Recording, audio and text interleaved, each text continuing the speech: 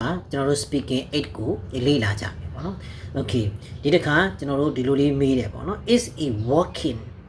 ing နဲ့မေးရ today ဆိုတာဒီနေ့နော်သူဒီနေ့အလုပ်ဆင်းလား is he walking today သူဒီနေ့အလုပ်ဆင်းလား is he walking today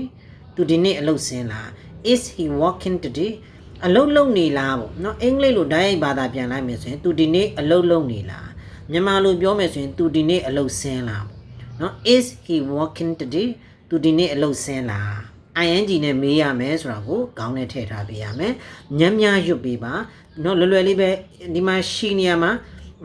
ဟိနေရမှာရှိထည့်လို့ရတယ်ဒါမှမဟုတ်နာမည်ထည့်လို့ရတယ် is John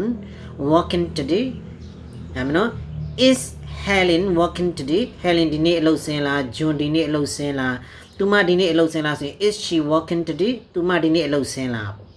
okay အဲ့တော့ကိုကပြန်ဖြေမယ် yes he is ဟုတ်ကဲ့သူဒီနေ့အလုပ်ဆင်းပါတယ်